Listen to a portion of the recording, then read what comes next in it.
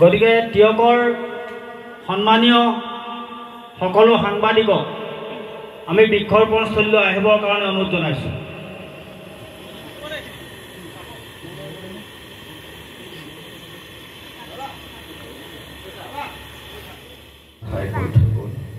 ভাল পোৱা নোপোৱা সুখ দুখ এই সমষ্টিবিলাক আমাক আচলতে জুবিন গাৰ্গ ডাঙৰীয়াই দেখুৱাইছে।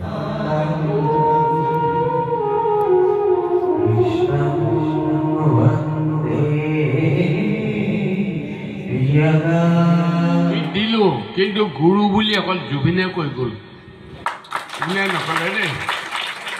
কিন্তু এই কুকুৰকেইটাক যেতিয়া সিহঁতৰ দণ্ড যাতে ফাঁচি বা মৃত্যু নহয় তেতিয়া আমাৰ অসমৰ ৰাইজে বা ভাৰতৰ ৰাইজে শান্তি নাপায়। যদি আমাৰ চৰকাৰ আৰু প্ৰশাসনক হেৰি কৈছোঁ সেই কুকুৰকেইটাক এতিয়া নি পেলাই সেই জেলত পেলাই থ'বগৈ লাগে, মুকলি জেলত।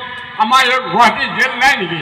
ইয়াত থওক, ইয়াত থকা হ'লে আমাক কৈ দি সিহঁতক মাৰিলে হয় দেই। গতিকে মই এতিয়া মই কম কি,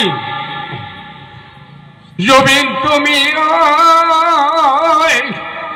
গুচি গলা বহু দূৰলৈ, আমাৰ ৰাইজক কন্দুৱাই থৈ ৰাইজৰ আগত ৰাইজৰ আশীৰ্বাদত ভালেকৈ থাকা ক'ত থাকিব?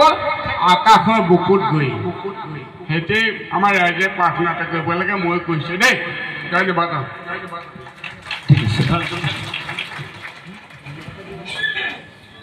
আমি বিপুল চেতিয়া ফুকনলৈ আন্তৰিক ধন্যবাদ আৰু কৃতজ্ঞতা জনাইছোঁ।